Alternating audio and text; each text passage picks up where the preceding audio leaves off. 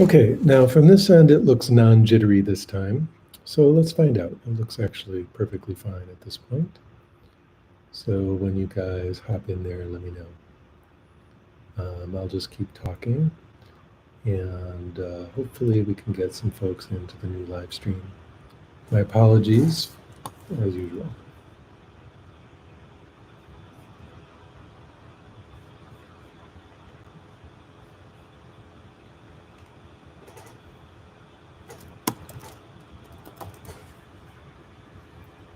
Okay, yeah, I don't think it's jittery now. I'm not sure what the problem is. As I keep saying, doesn't seem to be anything different with the internet. Doesn't, I mean, it's sort of random. But here we go. If we start over again enough times, it seems to work. So let's pick up where we left off with the good posture. Right? We've got good meditation posture. I got in new sticks. No, these are the same old sticks. So we're going to stop blaming the sticks. And we're going to just say this is working fine now. All right, everybody. So what I would like you to do is take your posture like a mountain.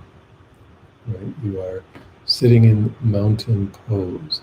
And the idea is that the mountain is fully upright, fully lifted up, and at the same time it has this natural repose, has this natural kind of groundedness, settledness, relaxedness, and a kind of complete immovability, right? We're doing Vajrayana meditation, right? This is Vajrayana Buddhism. One of the synonyms for Vajra is in the indestructible, right? Sometimes we can call Vajrayana the indestructible vehicle.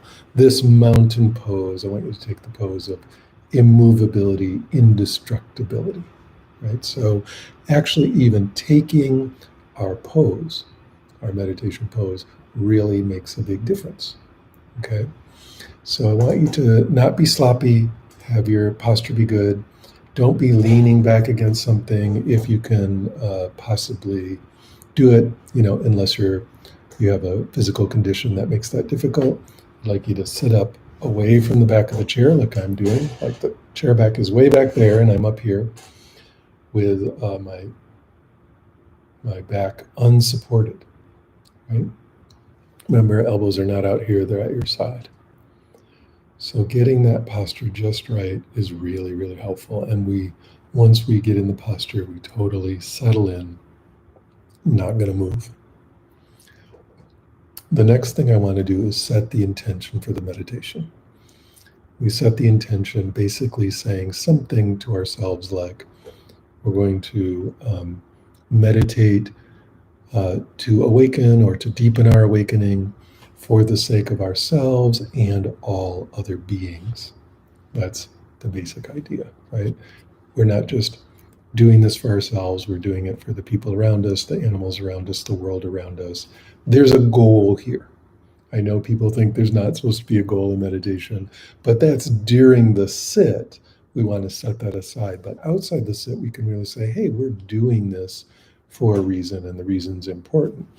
And so we bring that up now to really tune in to the fact that we're not just hanging out here and falling asleep, right? We're working on awakening or deepening our awakening, and we're doing it for ourselves and others. So that's very clear in our mind. And now I'd like you to bring up your sense of confidence, your sense of wisdom, your sense of clarity, your sense of openness, right? And just bring that up as a mood. We're going to sit with a mood of confidence. We're going to sit with a mood of compassion for all beings. We're going to sit with a mood of wisdom and clarity.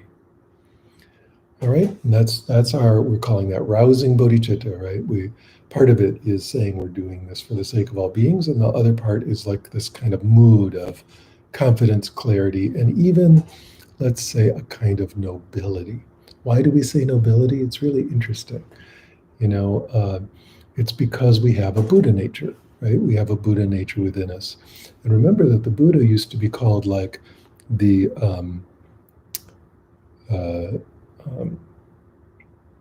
Jagat Guru, or the what is it called? It's Jaga.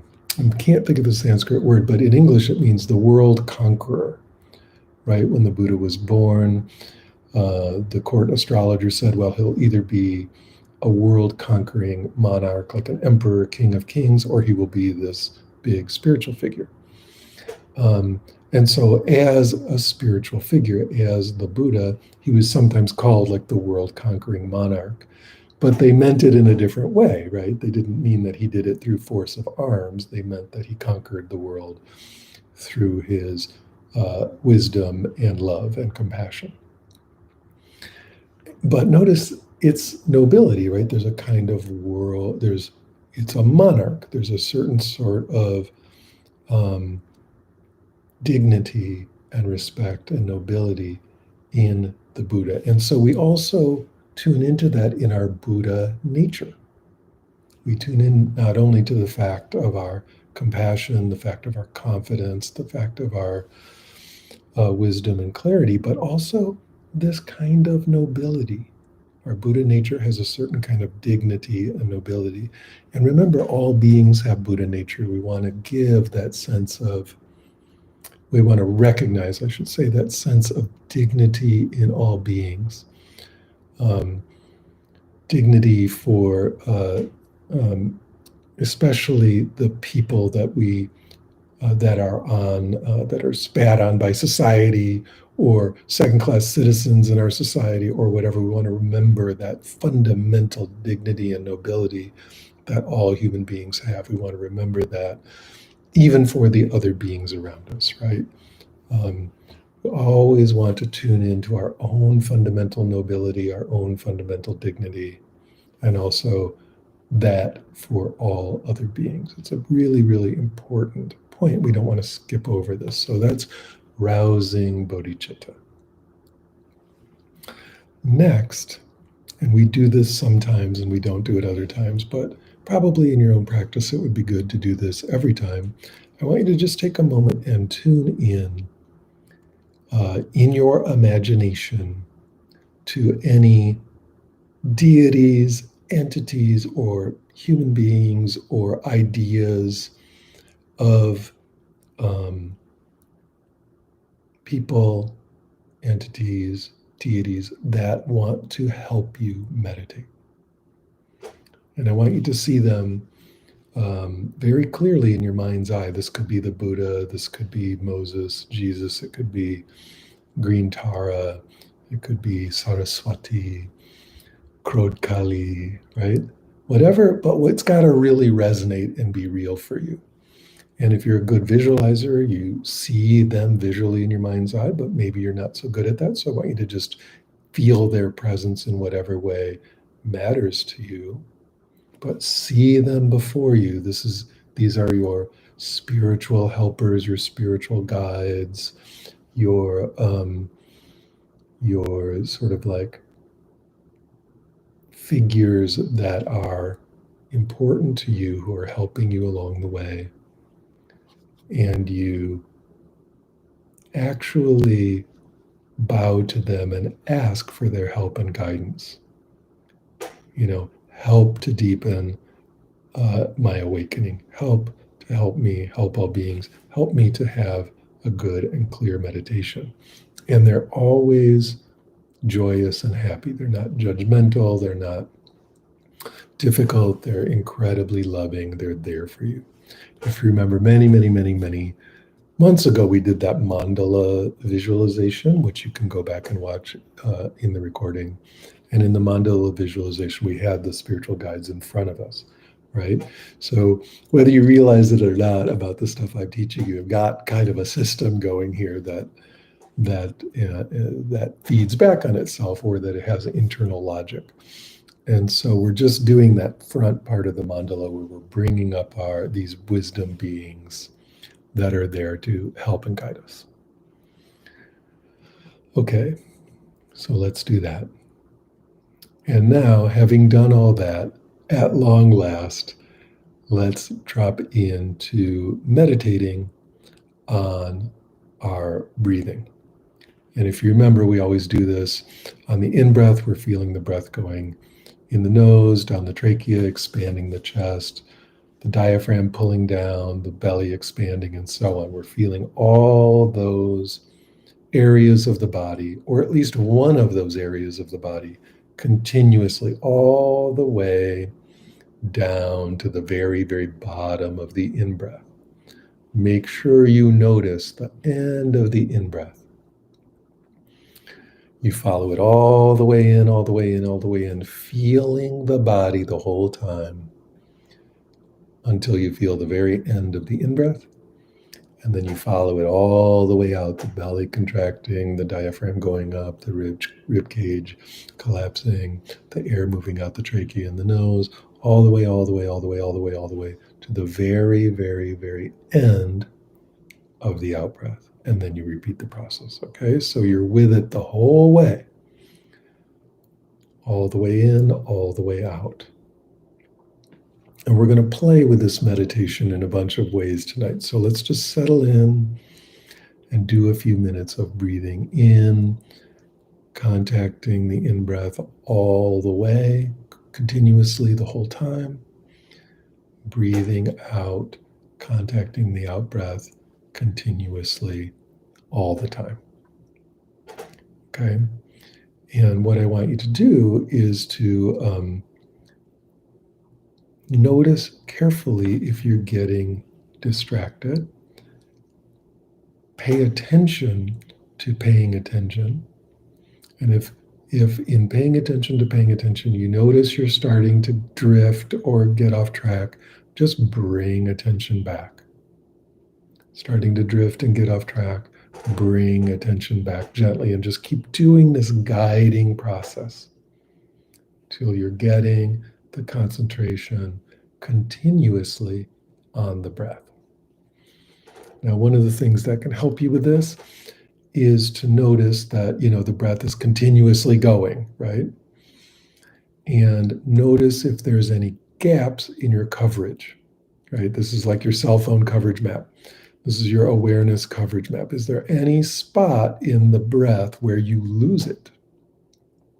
And if there is, concentrate on that time during the breath cycle and make sure you're getting some kind of body sensation of breathing at that moment. And even though I'm giving you all these different areas to feel the breath, and I'm doing them in kind of a sequential manner, it may be the case that at some part of the breath sequence, like let's say you're supposed to be feeling it in your trachea, but you only feel it in your chest, in your nose, just feel your chest and your nose. But make sure you feel it, right? So in other words, just to say that in a different way, I want you to be feeling your body breathing the whole time, no matter where you feel it. I don't care where you feel it. So for some people, I even find this works for me some of the time, I just feel it in my belly the whole time, because I can keep continuous coverage on the belly. Now, I may include other spots also, but I know I've got continuous coverage in the belly, expanding and contracting. And so we want that continuous coverage. We want our cell phone map of coverage to be complete on the breath, right? So make sure that you have both your awareness is really coming back to the breath over and over, and also that there's no gaps. You feel that whole breath. And if sometimes you notice that the breath sort of hangs after the end of the out breath, it's just sort of hanging there for a while before the in breath starts, just feel your body while that happens. You can just continuously tune into the body, even though the breath is sort of just still for a minute or a moment. Just feel your body. It's okay. There's always some body to feel, some body sensation to feel while you're breathing. Okay, so let's continue doing this.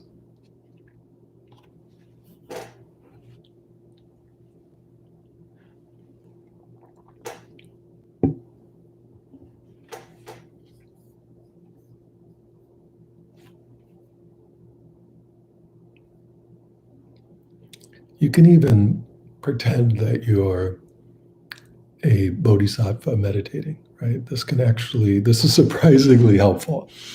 And it's helpful because you really are a bodhisattva meditating. So even though you're pretending, in a way, you're not pretending. There is a bodhisattva already existing inside you. And so just pretend, if I was the Buddha, how would I meditate? What would that be like? And just allow the wisdom and clarity and even the, meditative technique understanding just to come forward, because it will be there. Or you'll understand what I'm saying better or deeper or faster or whatever. So just pretend, be a bodhisattva. How would I meditate if I was a bodhisattva? What would that be like? And just allow that to happen.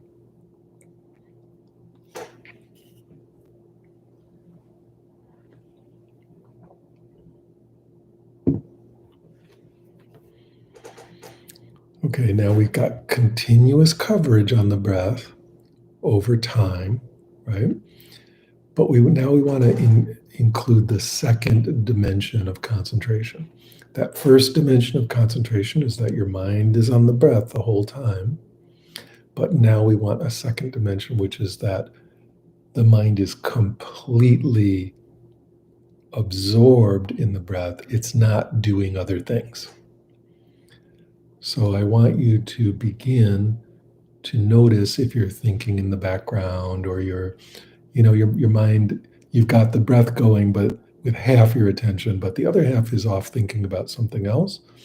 We want to bring 100% of the attention onto the breathing. So it's not just continuous coverage now, it's complete coverage, complete concentration. And so the way to do that, if you can't just do it by intention, the way to do that is to notice more detail in the body sensations of breathing.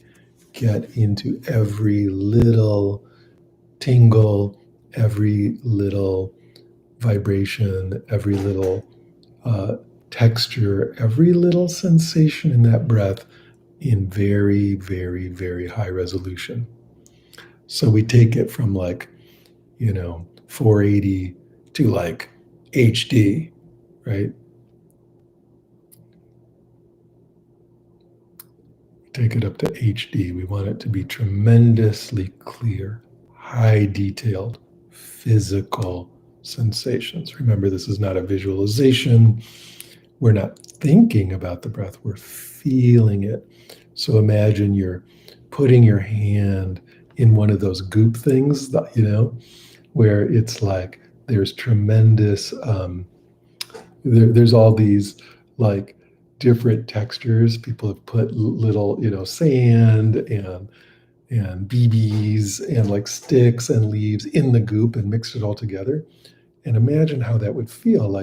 You could feel so many different textures with every different finger so deeply, right? It'd be really, really rich, complex texture. I want you to feel that in every moment of the breathing. Okay. So there's continuous coverage and also complete coverage, complete concentration, right? Your mind gets more and more involved.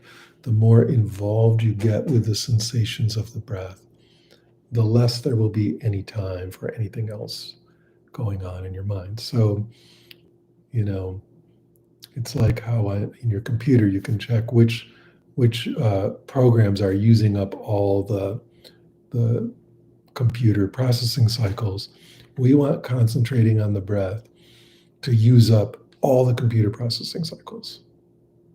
And you do that by getting more and more detailed, more and more detailed, more and more detailed, more and more detailed. So give that a shot and make the effort to make that happen. Oh, bodhisattvas.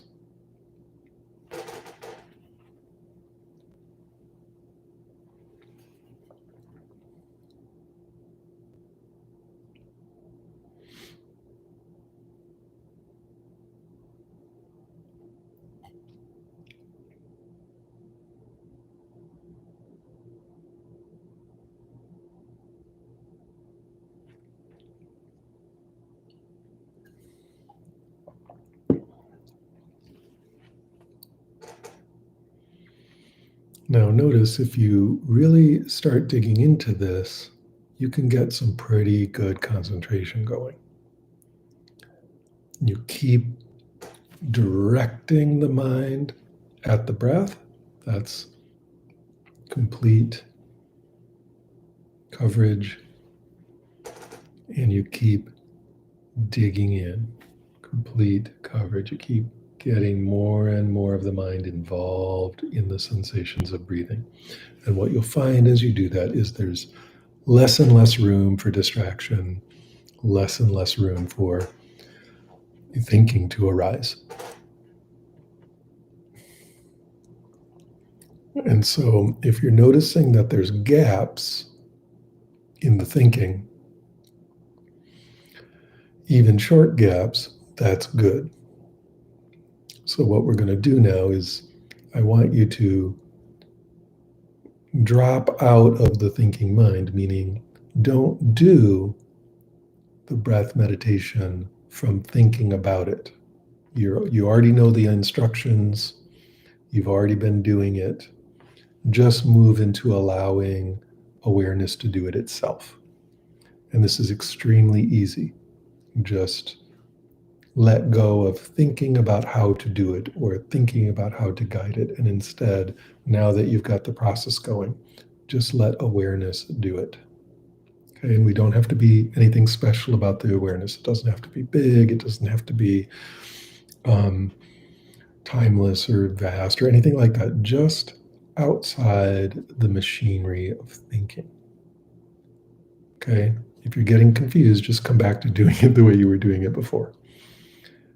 But if you can, just notice that awareness itself is perfectly capable of following the breath with complete coverage, total coverage. It's very good at it, in fact. It's actually better at it than doing it from thinking. So see if you can allow awareness itself to just continue following the breath.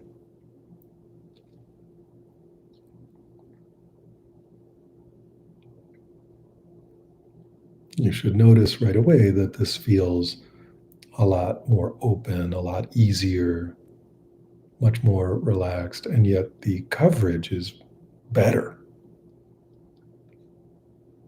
This is how your inner bodhisattva knows how to meditate. We do the meditation from awareness, not from the thinking mind.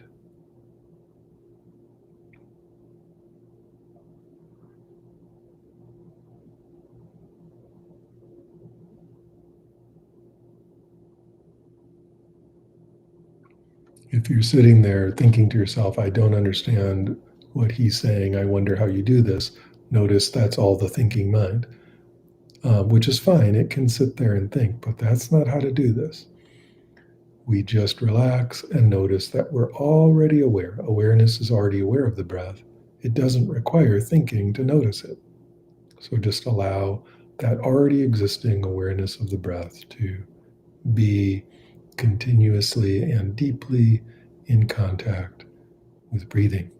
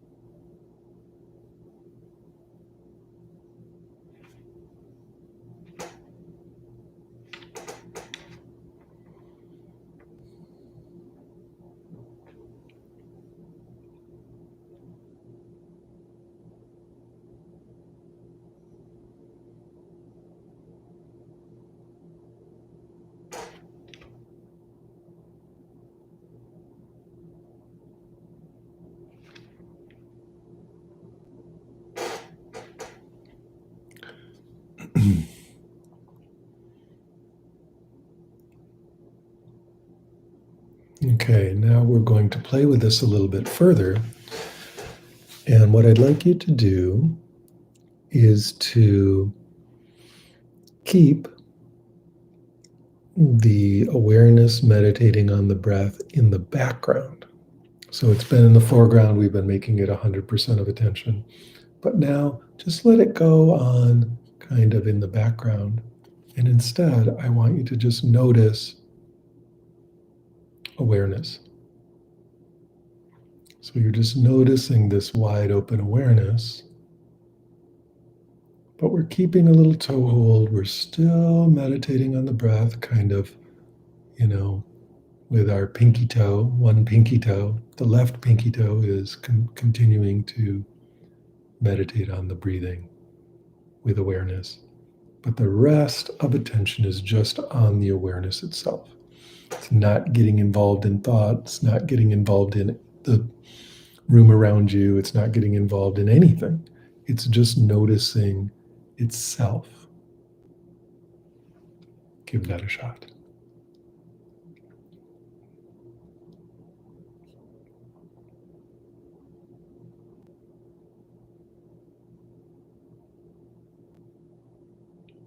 And if you just can't do that, it's too difficult, come back to continuously meditating on the breath then. But if you can do it, just use that breath as like a little tiny anchor, allowing awareness to just be aware of itself. Okay, now we're doing a different version of dropping the ball, right? In this case, we're dropping the ball, meaning we're not really concentrating on anything in the field of awareness except that little bit of the breath. But we are exerting a slight intention or a slight effort to maintain this viewpoint of just awareness itself, seeing itself. So let's continue doing that and notice that awareness, of course, is already aware of itself. It has no trouble being with itself. And that even though we're exerting a teeny tiny effort to stay aware, to stay in this viewpoint, it's actually very, very relaxing, very easy. And in fact, it may be so relaxing that you get a little sleepy or a little drowsy. And that's a big no-no. I want you to, if you're starting to feel mutsy or fuzzy or drowsy in any way, sit up straight and actually hold the view even more intensely, like put more effort in to just awareness, aware of awareness, and feel the alertness come back. I want you to be very alert. There's no room for being drowsy. Buddhas are awake. What does the word Buddha even mean in Sanskrit? It means awake. So it's crucial that we stay alert, awake, and yet relaxed and easy at the same time.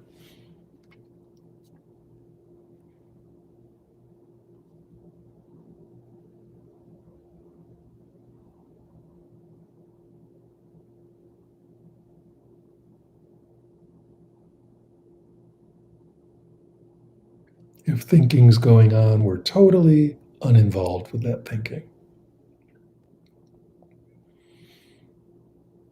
It's just cruising around in the background. We're not listening to it at all. Awareness, aware of awareness, just keeping a little tiny anchor with the breath.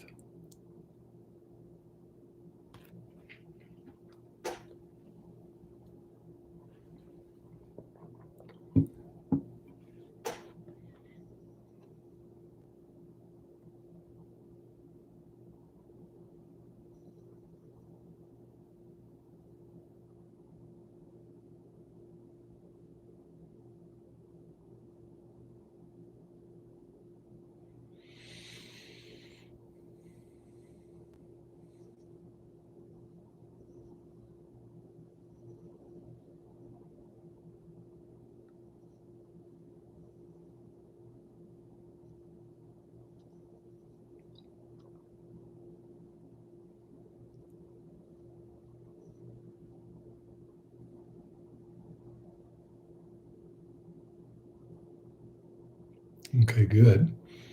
Now we're going to do something a little bit harder. We're going to move into Vipassana here, investigation. But we're not going to change very much. All I want you to do, you can let go of that little toehold you have on the breathing. You're remaining in this viewpoint of awareness. And I just want you to notice thinking. So you're maintaining the viewpoint of awareness. And as thoughts come up, you simply notice them as ephemeral constructions of mind. It's just like a laser light show or some kind of music that's playing, or it's just some sound or some pictures that are flowing through the mind. And awareness is seeing that very clearly. However, awareness is never getting caught in that thinking. It's never getting bound up in the thinking. It's simply observing the thinking, hearing it or seeing it, depending on whether the thinking's visual or verbal. And that stuff is just kind of blurbling through awareness. Okay, it's like a babbling brook in awareness. And we're just observing that. We're letting it flow, letting it do its thing. Thinking is not our enemy, thinking is our friend. It's good stuff, but we can be outside it completely.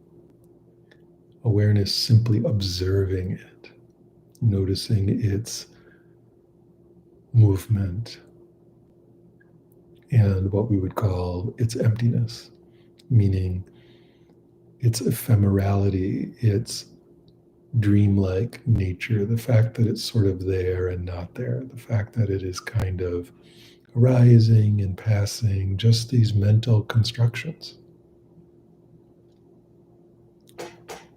When we say emptiness, we don't mean it's not there.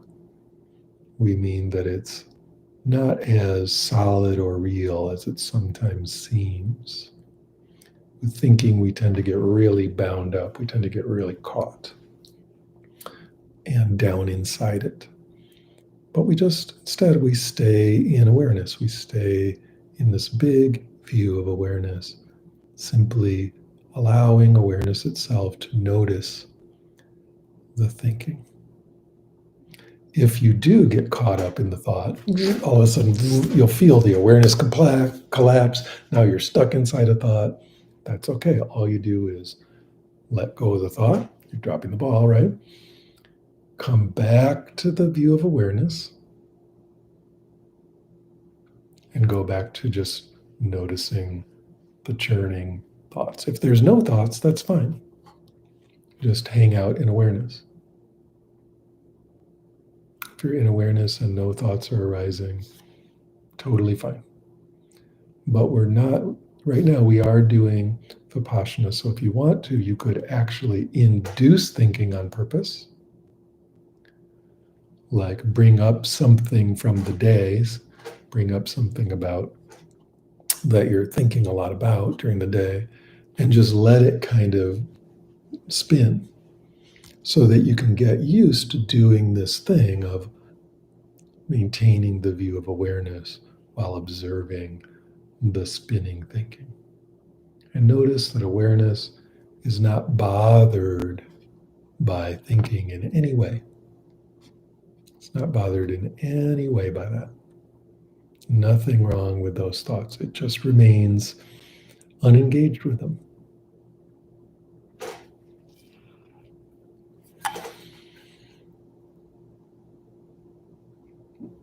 It's not getting involved in the content of thinking, but it is observing them, right? In this part of the Vipassana where it's like when we were meditating on the breath, now we're meditating on the thinking. It is our concentration object, but we're doing it from this view of awareness.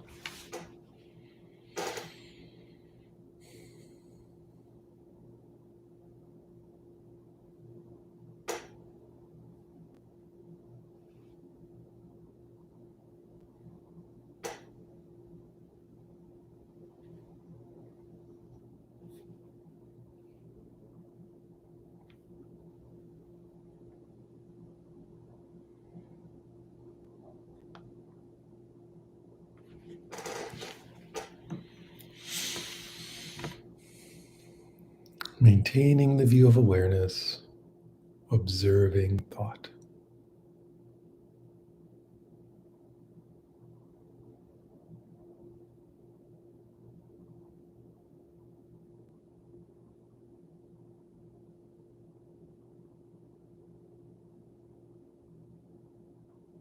Notice how if the thoughts are there at all, they become kind of wispy, kind of indistinct, kind of like gossamer, or like you might not even be able to tell exactly what the words are. It just starts to be kind of glurbly, blarbly sound. That's the thinking demonstrating its emptiness.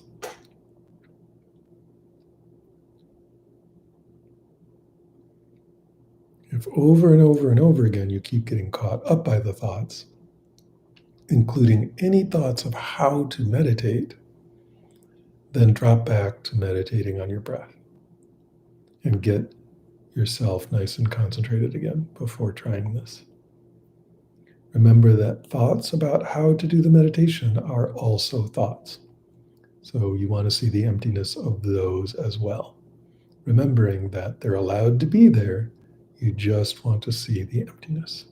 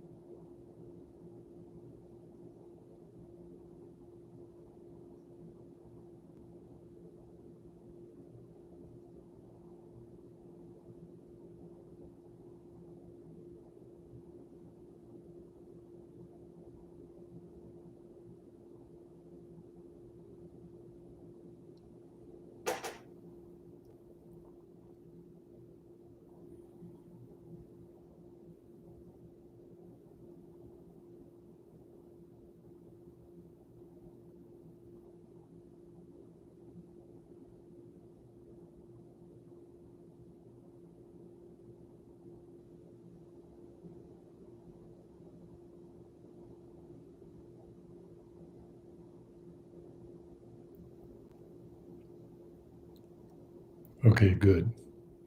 Now, allow awareness to just feel the body in the background again. You don't even have to do the breathing if you don't want. Just feel the body slightly in the background. But come back to just holding the view. Just come back to being awareness. Awareness, aware of awareness. Just notice that view. And you may notice that it's kind of big. Awareness doesn't really have boundaries. You might notice that its awareness is very relaxed. You might notice that awareness is still. It's got tremendous stillness. You might notice that awareness is clear and bright, right? Awareness is very awake, it's very clear. So just hang out holding the view of awareness, just feeling the body a bit in the background. Just for a moment here, just reestablishing that. Noticing you're able to drop in to this view of awareness even more deeply, even more clearly, even more brightly, even with even more stillness.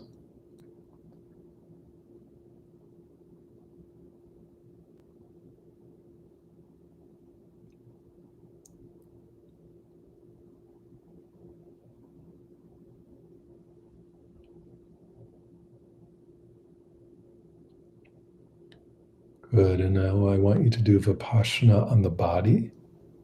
So feel not only your breathing, but any body sensation, any and all body sensations. And notice again that they are empty, they are ephemeral, wispy, sort of there, sort of not there. If they seem to be solid and real, allow awareness to look really, really closely, deep inside each sensation, and notice the sensations are constructions. They're just kind of like 3D grids of little pinpricks or something. They don't have the kind of solidity that they seem to have when we're not paying close attention. And so notice that in this way of looking at it from awareness, the body itself can be seen as a kind of empty, dancing energy inside and permeated by awareness. So the awareness is not in your body, it's not coming from your body.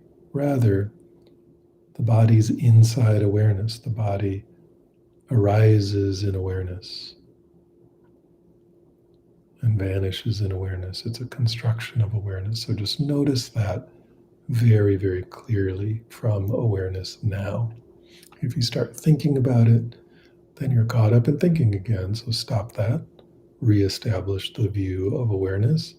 Notice that you don't require any thinking at all for awareness to do this meditation on the body sensation. So let's settle in with that.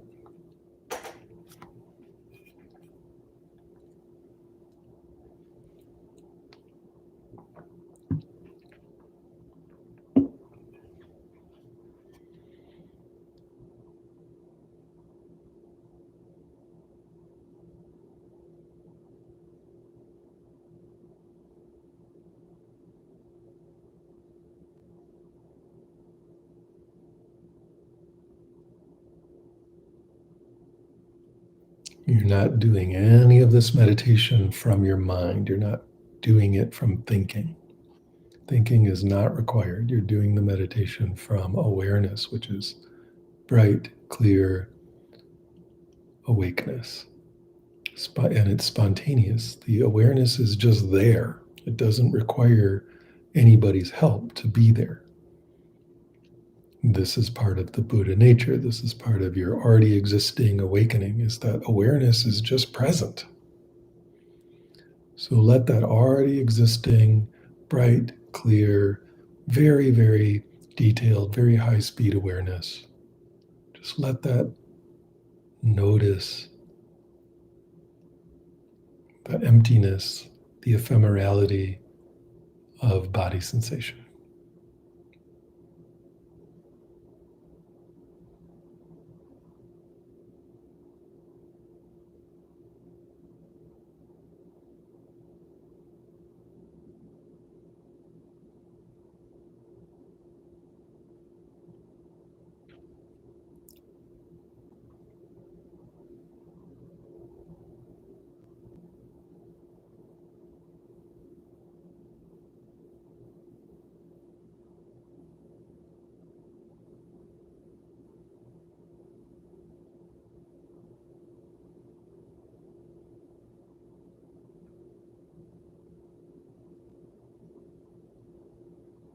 And see if you can get a sense of the body as just a kind of dancing energy, just dancing energy inside awareness. It's not some kind of solid machine with levers and motors and the kind of heavy mechanical vision we often have of the body. Rather, from the viewpoint of awareness, it's simply dancing energy inside awareness, not even separate from awareness. A kind of beautiful display of sensation. Many different sensations, moving in many different rhythms, in many different ways. An exquisite peacock's tail of sensation appearing in awareness.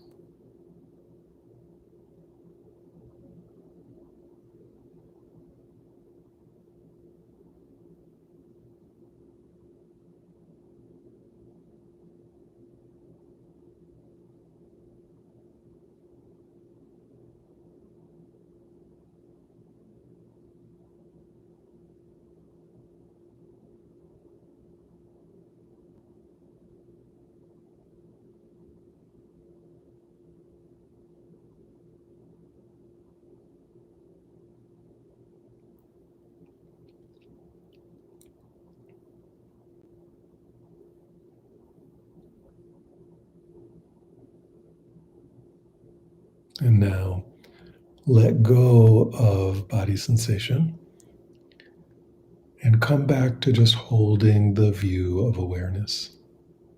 If you want to, you can have that little toehold in the breath, but you don't really need it.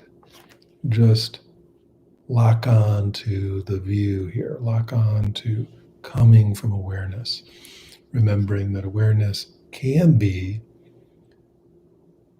boundaryless, it can be timeless, it can be spontaneous, it can be very, very clear, it can be very still. And just let yourself really tune in now.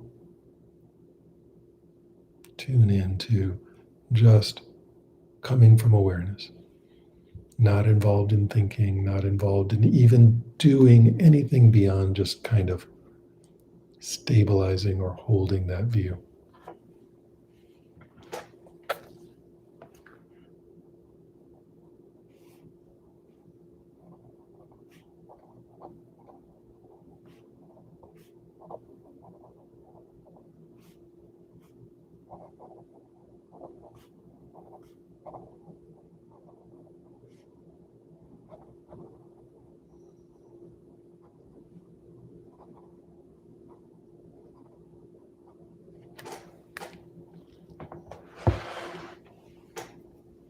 Holding that view of spontaneous, effortless awakeness, right? This is the Buddha mind.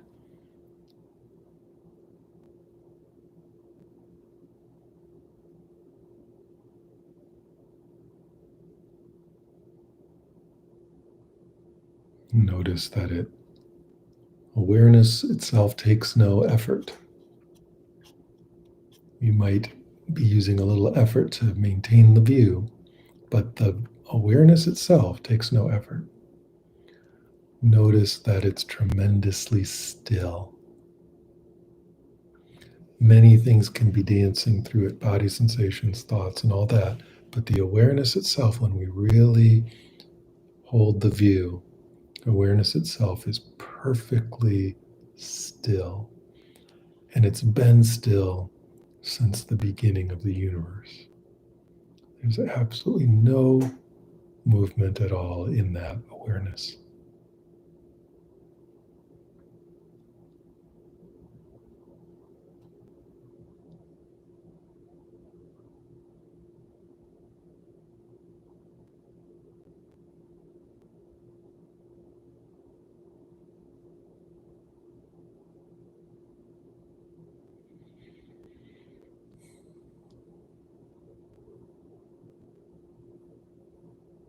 And now I just want you to come back to allowing awareness to feel the breathing. Remember the whole cycle of breathing. Feel that in awareness. Allow that to be like a beautiful display, this tremendously rich, wonderful, complex cascade of body sensations of breathing. Just like a Jackson Pollock painting smeared across the canvas of awareness. Just each breath is just this beautiful display on the canvas of awareness.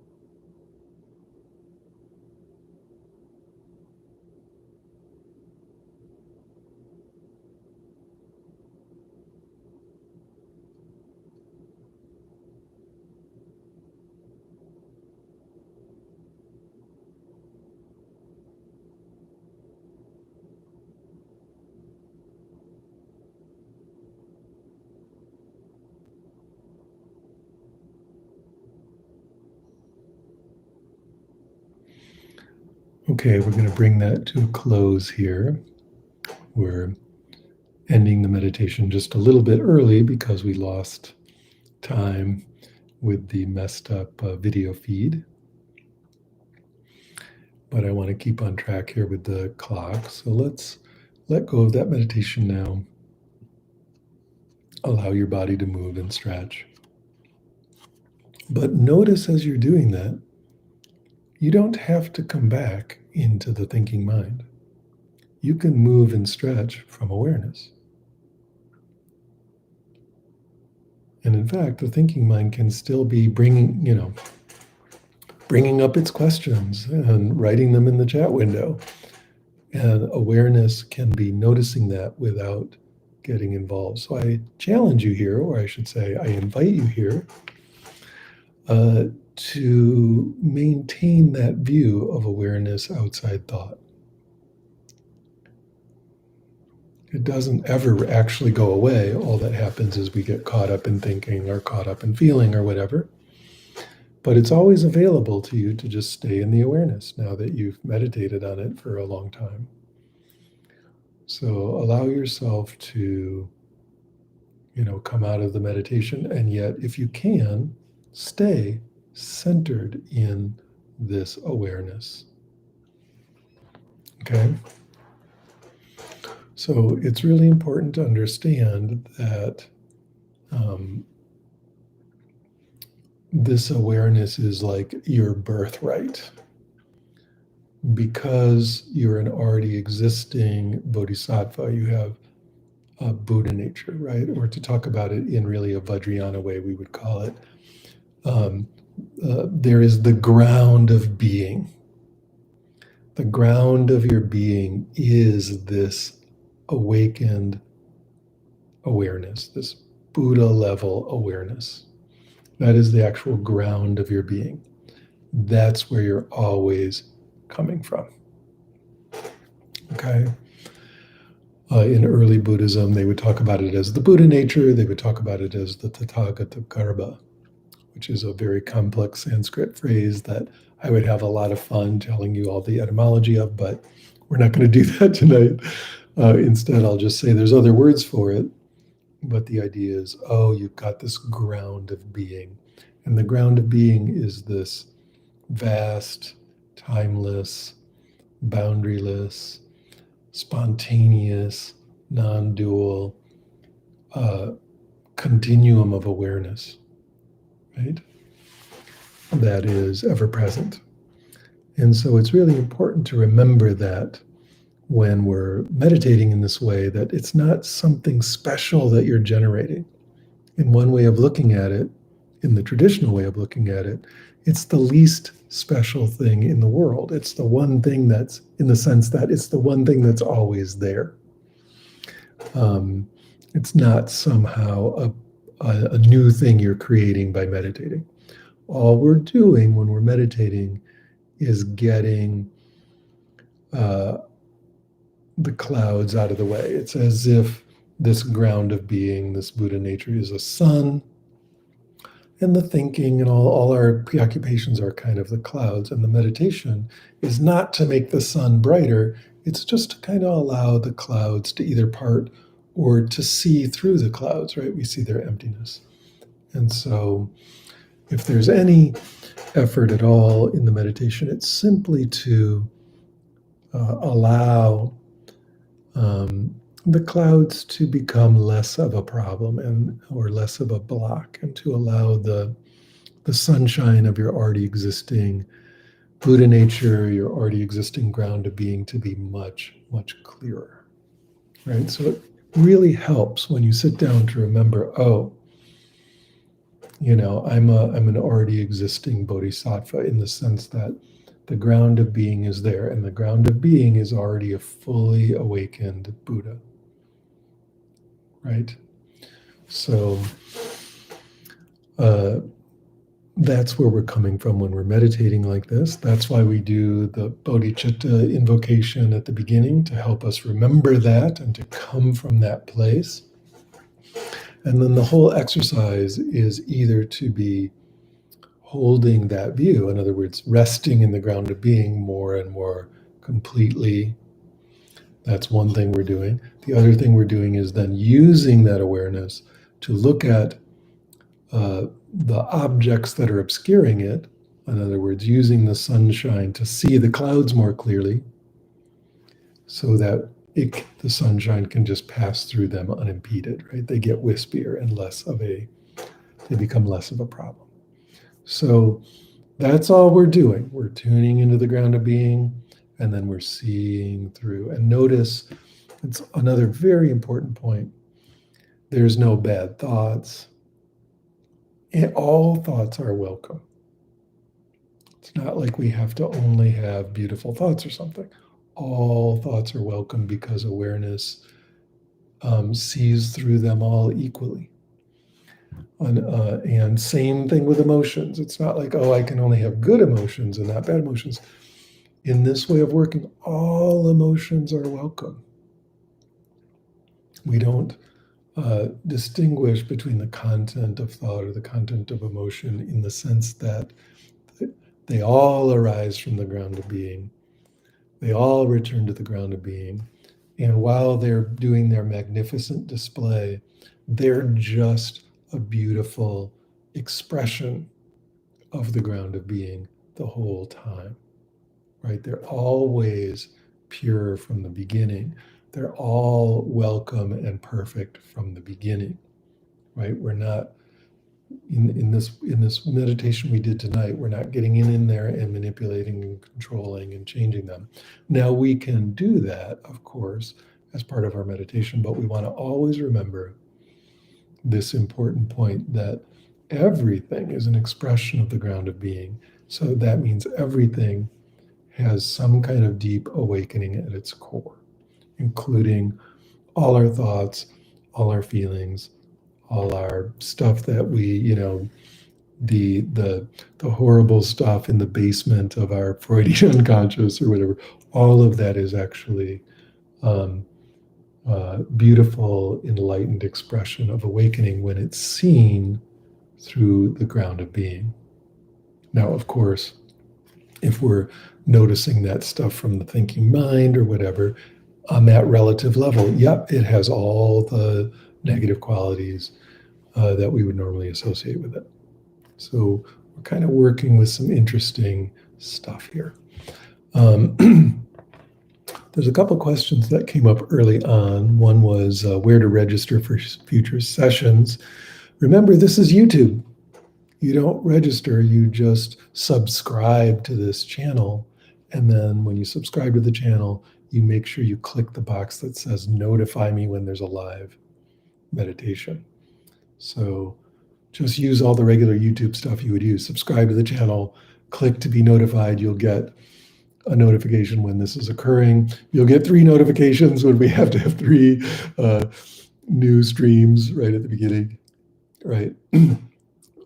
So YouTube will alert you, but for now, these always occur on Thursday night at 5:30 p.m. Pacific time. That's our schedule right now, so you can just count on that. And I'll usually come on and quickly make a video, a live video saying if that's not going to happen. I might do that 2 or 3 days in advance. So that's why you want to always subscribe to the channel and click the thing to get the notification. So you'll always know, oh, tonight it's not going to happen. Okay. Rajveer Singh says, am I a Buddha? Only in the sense that everyone's a Buddha.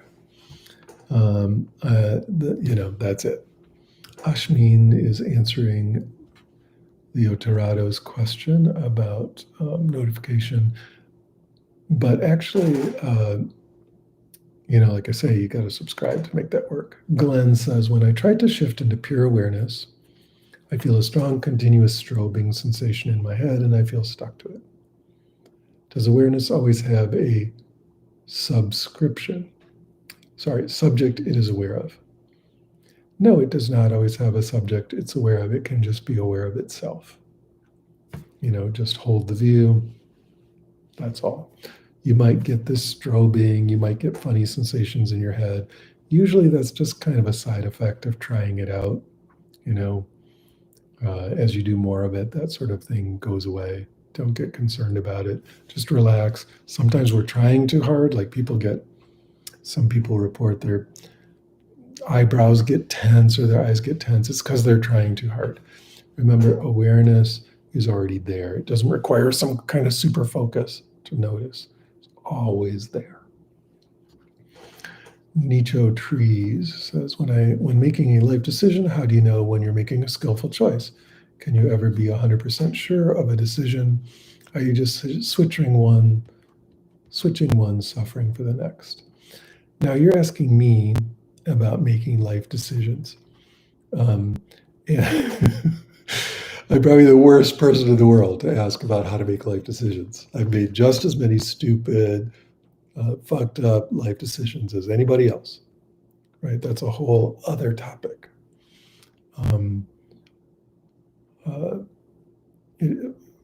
Having access to awakened awareness doesn't necessarily make you make decisions that aren't a problem, right? In other words, it will not make you magically solve the human condition. You will still get old and sick and die, and you will still make stupid choices.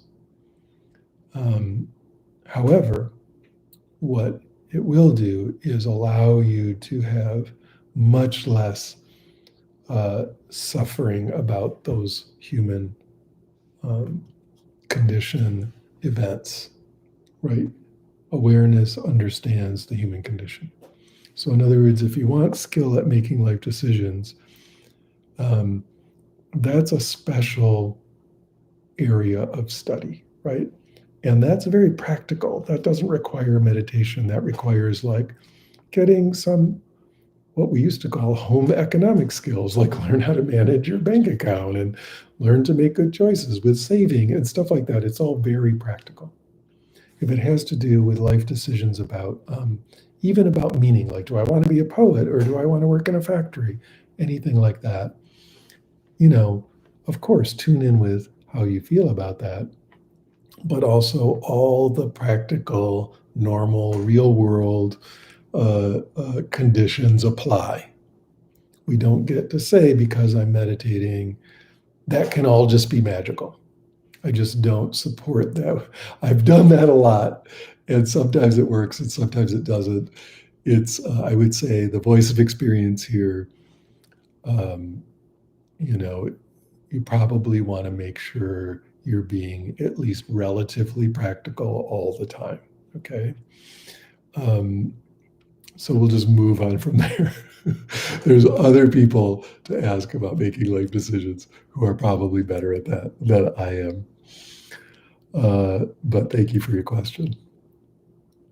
Hetty Rock asks, how do we relate to timelessness in meditation? We relate to it. I mean, I just want to say, this is the answer that comes to mind. My brilliant answer is we relate to it as timeless. So that's not helpful. So here's what I want to say. Everything that's not just awareness itself is a construction. It's a mental construction. Some mental, and by the way, mental constructions are just awareness itself too, but they get in the way. So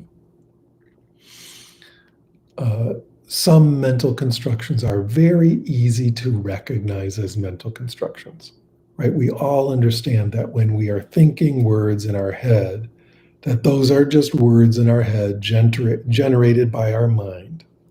Therefore, they are constructions of the mind. Those are mental constructions, right? It's really obvious. Oh, my thinking is a construction of my mind. So that's why we start there and we notice thinking, and then we step into awareness outside of thinking, because that's a really much easier thing to notice as a mental construction.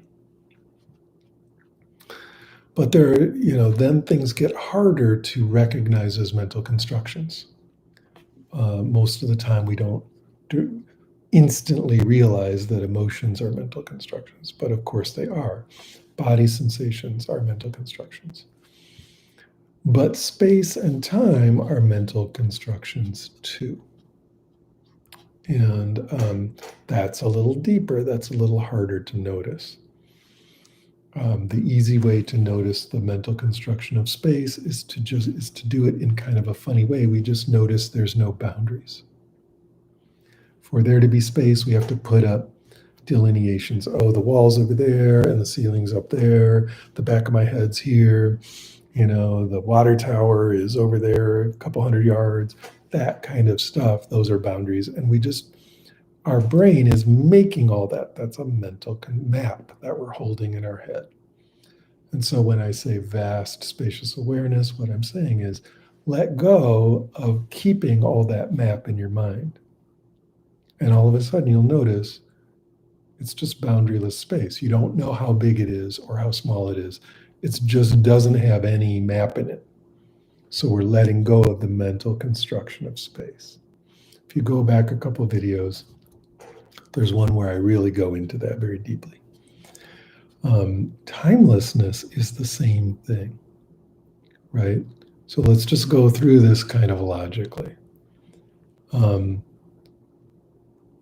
Is the past here right now? Of course not. The only place the past exists is in memory. What's memory? Oops, it's a mental construction. Okay. That's not a mental construction, but actually it is. Why? Because the now is defined by not the past and not the future. So that's still a time idea. The now is still an idea of time. It's still a mental construction. So instead, we drop past, future, and the now. And the easy way to do this as a technique is to tune into that stillness of awareness. If you really notice the stillness, that stillness is outside of time construct. It's just still. When you tune into that stillness, you'll notice the timelessness is there. That's the usual way I guide people into that, and maybe we'll do it next week or in a coming week as a specific technique. It's really actually kind of easy. The reason I don't do it as a whole YouTube technique is because you can do it in about 1 minute if you really tune into the stillness of awareness. If that's clear, it gets you there. Very good question. Other questions from you all? I like questions. They make me look smart. So I'm happy to answer questions. Let's see, Glenn. Is awareness completely effortless? Is waking up something you do, or is it something you stop doing? Glenn, I've said a bunch of times, it's completely effortless. I said it like 50 times in this meditation that you're already a Buddha. Buddhas are awake, right? They have awareness. That's what's there. There is zero effort. Instead, waking up, as you're asking, is about what you let go of. And all you have to let go of, you don't even have to let go of mental construction, because the mental construction is just made of awareness too.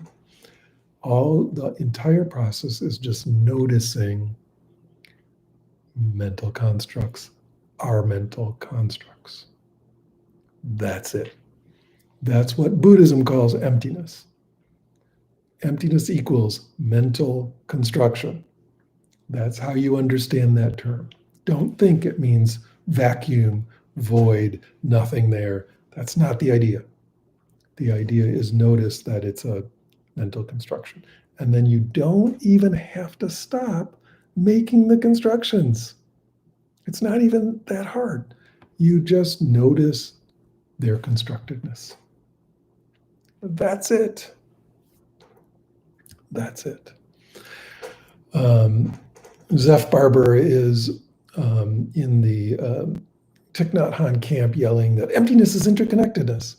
Well, isn't that what I'm saying, Zeph? Because what is interconnectedness? Interconnectedness means this. It means the boundaries that we're putting between self and other are mental constructions. When we drop those mental constructions, what's left? Interconnectedness, right?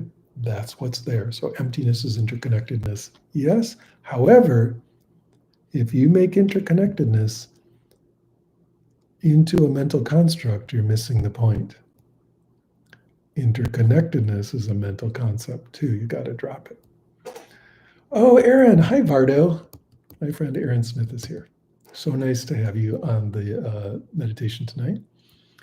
I found paying attention to awareness a little like eating your own teeth. That's right. It's like seeing your own eyeball or something.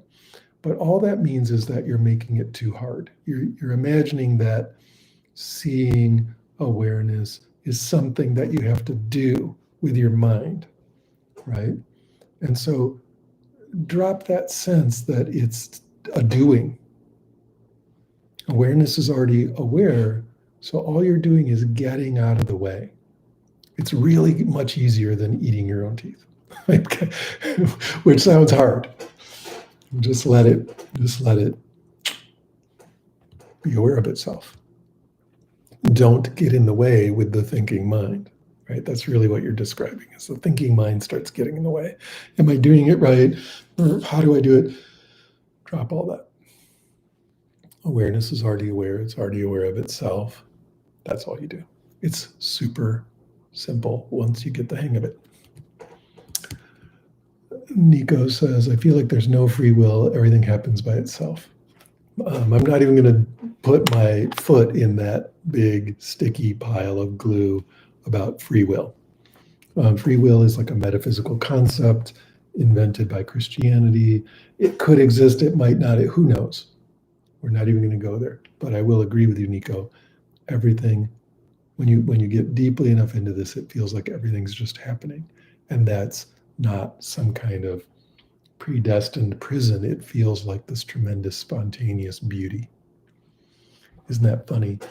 Feels like spontaneous as a word is the opposite of predestined, or, but I think we have to drop those mental constructions like free will or predestination and just feel the spontaneous awareness, right? The spontaneous flow of the world through awareness.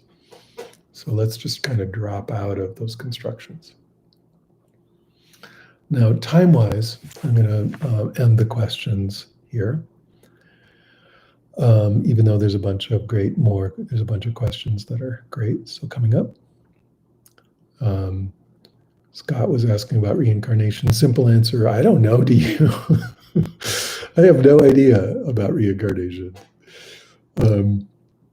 Neither do you, and neither does anybody else. So we're just going to leave that one as a big question mark.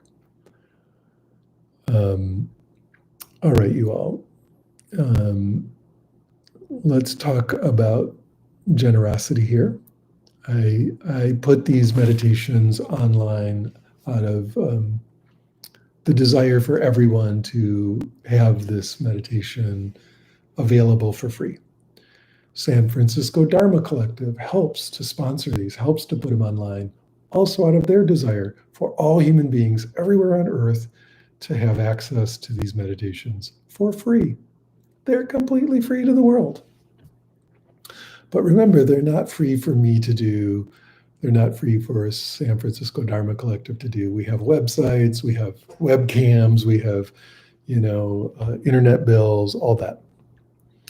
And so even though we want to put it out for free, and we do 100% for free all the time, it's not free for us. So if you donate to San Francisco Dharma Collective, if you feel like it, please, you don't have to, but if you want to support us giving this to the world for free, you can do that using the links that Katie's putting in the live chat window right now.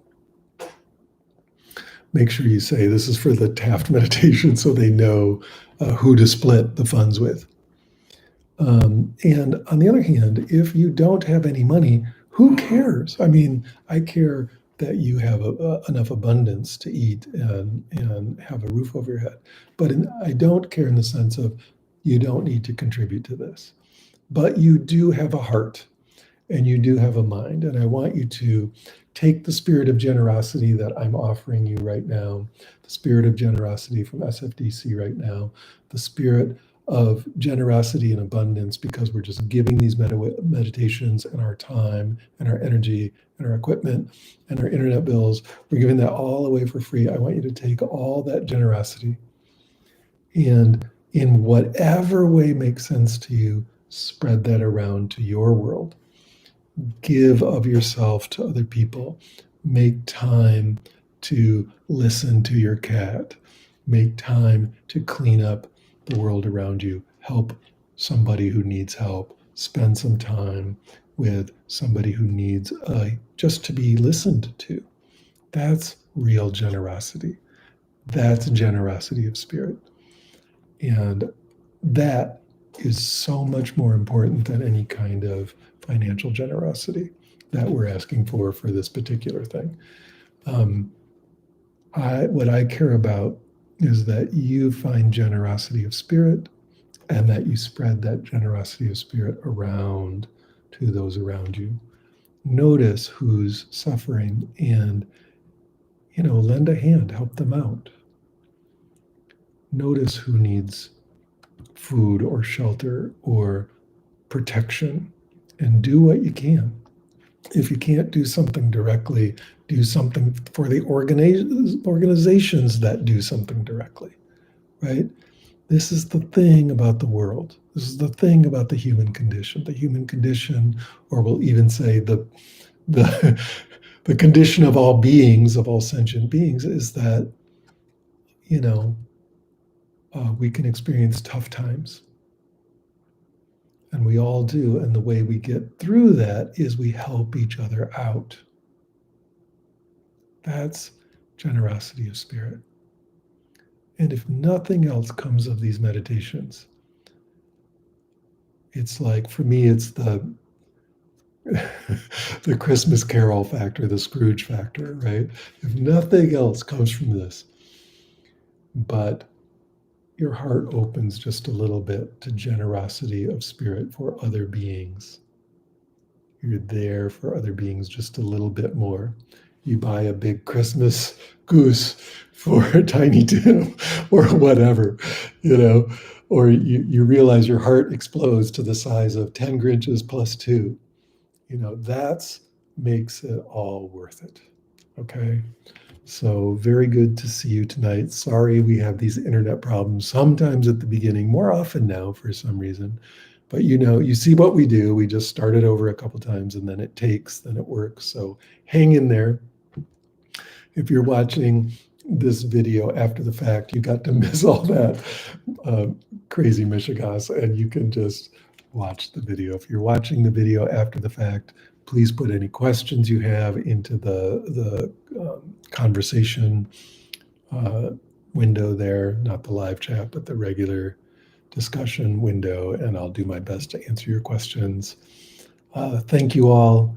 Have a great Thursday night or whatever. Maybe it's Friday morning for you.